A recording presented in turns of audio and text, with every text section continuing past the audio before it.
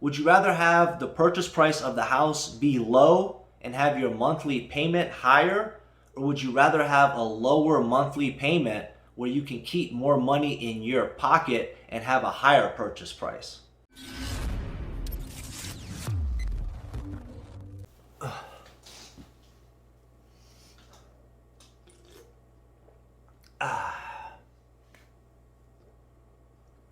All right.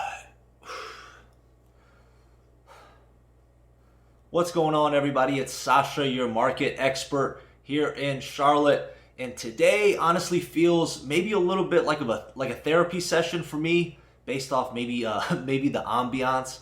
But it's more going to be based off the subject matter. So I realize that I'm in real estate. This is what I do 24/7. I mean 365. I'm always working, and my life kind of revolves around real estate. So it's easy for me to get kind of caught up with certain things and have certain expectations of what people should know that's going on. But in reality, if you're not in the real estate world, if you're not a realtor, investor, or something like that, you're most of the time you're not going to have any clue, because it's not your primary focus. Your primary focus is your job, your family, your daily life. You're not going to be focused on other things unless you're invested in that and wanting to learn about that. So today I want to talk to you guys about what exactly is going on in our real estate market. And I wasn't planning on making this video, but what sparked up kind of this topic and me wanting to make this video is I've been talking to a young man. If you're younger than me, I call you young man, young woman, young lady, for about over 3 years now. And he's been eager to buy a house, but he's been pretty hesitant. He's a first-time home buyer. Like I said, he's pretty young, and he's been pretty hesitant, to pull the trigger and finally buy a house. So him and I, we always keep in contact. He'll reach out to me every couple months or so. He'll do all the home shopping by himself, all those websites, and he'll just text me. He'll say, hey, and he'll send me an address. So I know from working with him, he's interested in this house. He wants to take a look at it. He possibly wants to submit an offer in on it.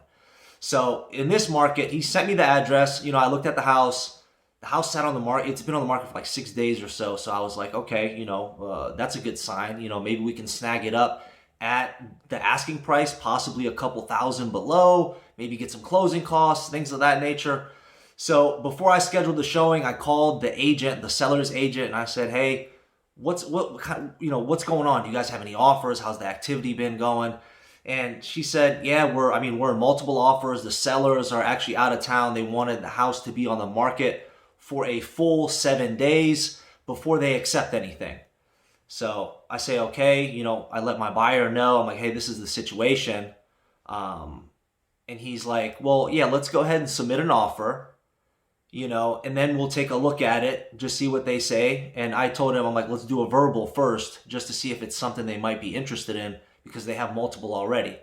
So he said, yeah, go 100 over. So I said, in the text message, I said, do you mean 1,000 or 10,000? And he said, no, I mean $100.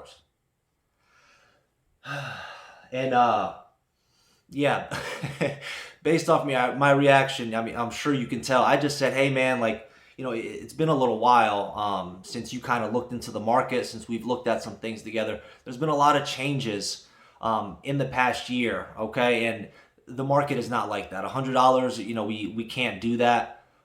It's a little bit, embarrassing, I'll go ahead and submit the verbal. I submitted the verbal. The agent said, hey, listen, you need to be within this price range. Don't even waste your time putting this on paper. It doesn't make any sense. We're not even gonna, we'll take a look at it, but there's not a chance that we'll accept it. And basically the range that I was told we needed to be about $20,000 over. So I told him that, and he said, man, listen, they can keep it. So I respect that, but he doesn't know what's going on, and neither should any of you, unless you're already searching for a home in the Charlotte area or maybe some other markets across the United States. Then if you've submitted an offer, if you see how fast these houses are selling, then you'll kind of have an idea. But for somebody that, isn't in the process, they really don't know what's going on, and, they shouldn't care to know because, obviously they're not in that process. So I want to talk to you guys today about what exactly is going on, what I am seeing with every single person that I've been working with, and what my experience is. Now, every situation is different. There's no one situation that's the same. There's no house that's the same. So I just want to get that, straight. If you look online, you'll see houses that are on the market for weeks, months. I've seen some 300 plus days. Whatever the case is, bad schools, neighborhood, the neighbor's horrible, nobody wants to live there, whatever the case. But so no situation is the same. I just want to get that clear before I start getting some crazy comments down below, tearing me to shreds. Oh, my situation wasn't like that. It was like this. You're wrong, whatever it is. So I'm going to give you guys my personal take, my personal experience on what I see happening in this market. So first thing is first, most of the houses that are in, the more desirable areas, the more desirable school districts, they are selling and getting offers within the first day. Usually what people do, they'll put the house on the market on a Thursday or a Friday. They'll let showings happen throughout the weekend. They'll say, hey, all the offers are due on Sunday night, 6 p.m., 8 p.m. Sellers will review all the offers that coming Monday, and we'll come back at you guys with a response as soon as we can. So that's typically what's happening in these areas. Now, as I mentioned, this does not happen with every single house, but this is what is happening in most cases. So, and most of these houses, guys, they are going for above asking price. And I have seen certain houses and certain situations where houses are listed below what they're actually worth in order to get all that traffic, get all those offers in, and have the best offer win. So I have seen that too. The way I know, I look at everything that's sold in the area, and then I can kind of gauge like, hey, you know what? Then I can tell people they priced it below in order to get all this traffic, in order to get all these offers. So kind of like a highest and best offer situation gets the house. And then there's other houses that are priced more and above what they are actually worth. And those are the houses that might be sitting there a little bit. And some of them actually do sell, and they might set a new record for that neighborhood for the most expensive 3-bedroom, 2-bathroom house that's sold in the last 30, 60, 90 days. So we are seeing that. Now, as far as how much over are people going, there's so many variables. There's so many situations where it's hard. It's hard to predict. Now, I'm not gonna brag about myself or anything like that, but I tend to always be within the top couple of offers, and I do not let the seller's agent accept another offer that's not ours without giving me a phone call and giving me a chance. Hey, what do we need to do? We need an extra $1,500? Does the due diligence period need to be a couple days less? Do you need more deposit money? What do you need in order to make this work?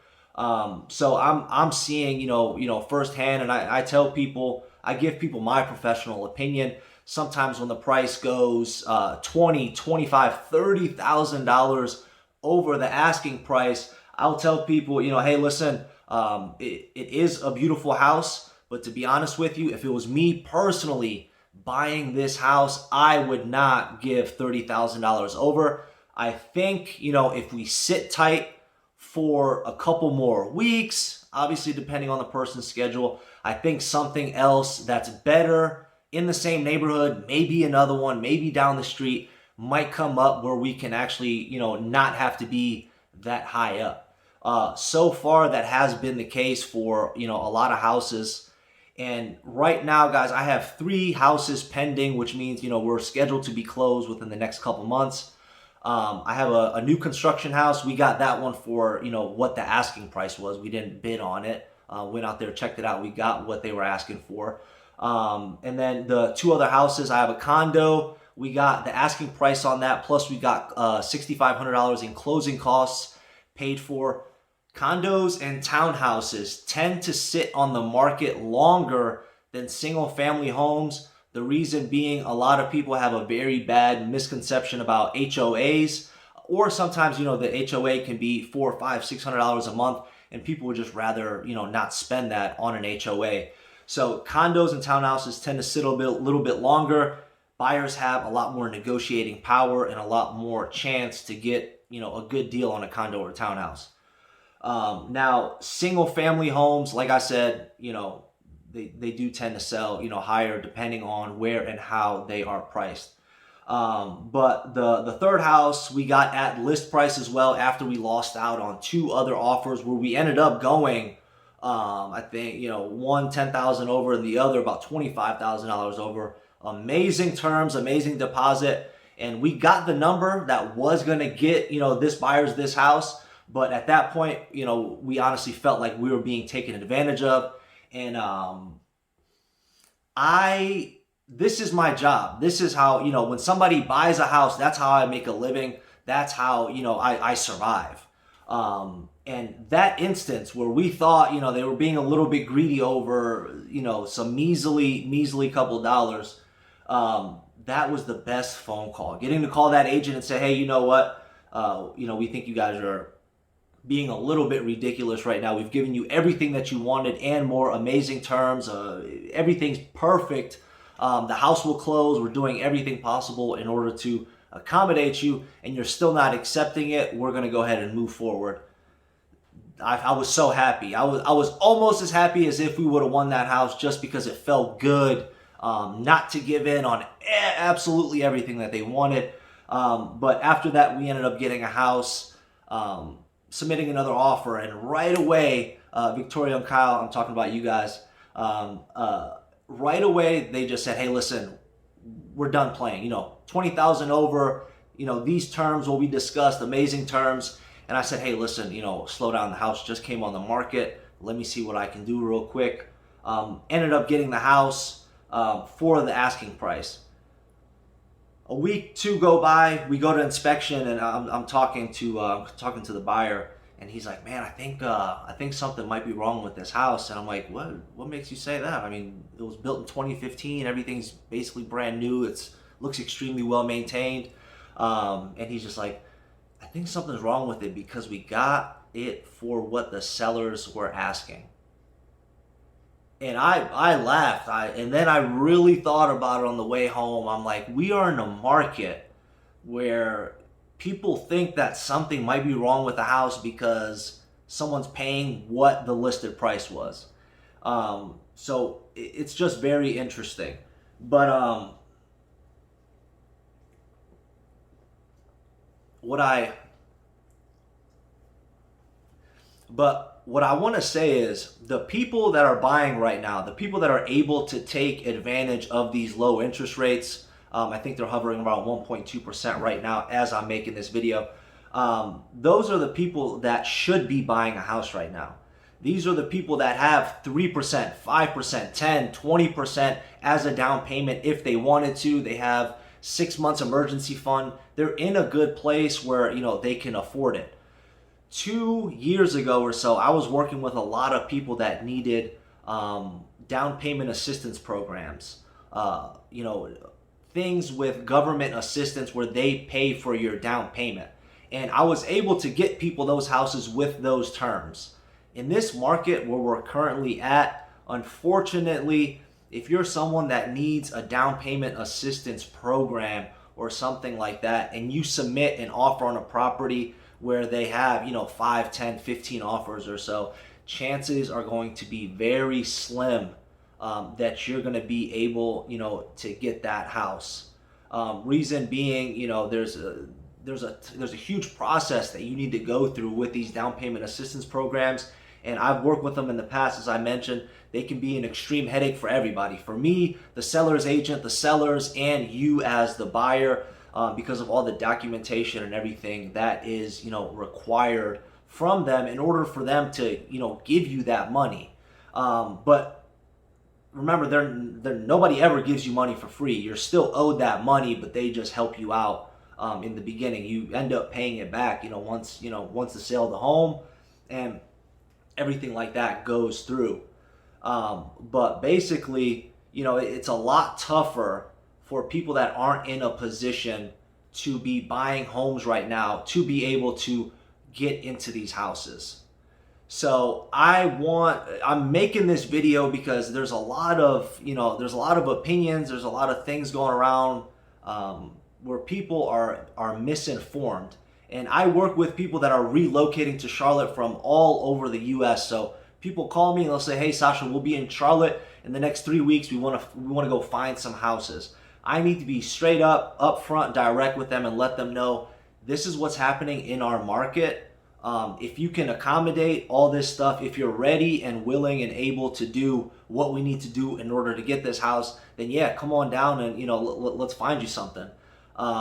There's been a lot of people that I've spoken with as well, where I need to be honest with people, where they're not in the best position right now at this very moment in time to buy a house because of the way the real estate market and the competitiveness of the real estate market. So I just want to keep you guys all informed of exactly what's going on.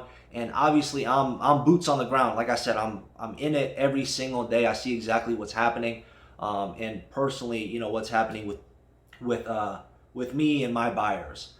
So guys, that was a quick rant, therapy session, whatever you want to call it, but I just needed to get this information out there, and hopefully it will, help you as you move along in the process. Now, if you're watching this video 6 months ahead, I'm filming this in March. If you're watching this 6 months from now or a year from now, this video might be completely irrelevant. Who knows? Maybe inventory is gonna, jump back up to where we need it to be. But a lot of people don't, they don't understand that Charlotte in specific has been a competitive market for about 5 years or so now. I bought my house almost 4.5 years ago, and when I bought it, I lost out on the first 2 houses because of a multiple offer situation.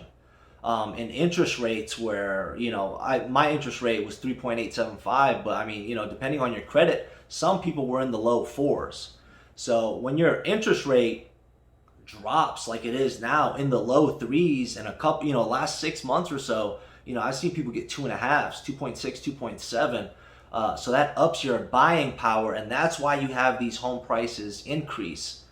So, people had to ask themselves a question: do you care about the purchase price of the house? Would you rather have the purchase price of the house be low and have your monthly payment higher? Or would you rather have a lower monthly payment where you can keep more money in your pocket and have a higher purchase price? So that's what we had happen during, this entire last year. And our inventory is extremely low right now. As I'm making this video, there's 0.6 months of inventory. If you don't know or haven't watched any of my other videos, 0.6 months of inventory means that if no other seller posted their home on the market for sale and we continued at the rate houses are selling right now, within 18 days, there would be no homes for sale in the Charlotte metro area. So then what do you think would happen? A house would get put on the market and the price would skyrocket. You'd have somebody offer $100,000 above whatever the asking price is because there's no other homes available. So that, coupled with the interest rates, it's what's causing this. I think this will end up slowing down. Interest rates are slightly starting to creep up now. And some buyers, they're going to say, hey, it's not as affordable, as it was if I'm able to get a 2.5% interest rate. Things are looking really good in regards to economic outlook with the whole, the scenario that happened with 2020. You guys already know. But UFC just announced they're going to have a full packed stadium arena in Jacksonville, Florida, April 24th. Texas, they're basically wide open. as we get more open and more open, a lot more sellers are going to feel a lot more comfortable. More houses are going to come on the real estate market, so our supply should be going up. But for what a lot of people want, a lot of people, I want a four bedroom, 3 bathroom house, amazing neighborhood, amazing school district for $250,000. That's not going to be around. Who knows? Maybe not ever. I do think the prices will slightly decrease if these interest rates keep going up. If the interest rates stay where they're at, our inventories get lower, they are going to go up. So we'll see what happens, guys. If you have any questions whatsoever, call, text, or email me anytime. If you haven't already, hit the subscribe button, hit the like button, hit the dislike button, whatever you need to do. I hope this video was helpful. It was more of a rant for me, but I should have maybe did this video live, but who knows. Any questions you guys have, call, text, or email me. Leave me a comment down below. Catch you on the next one. Take care. Bye.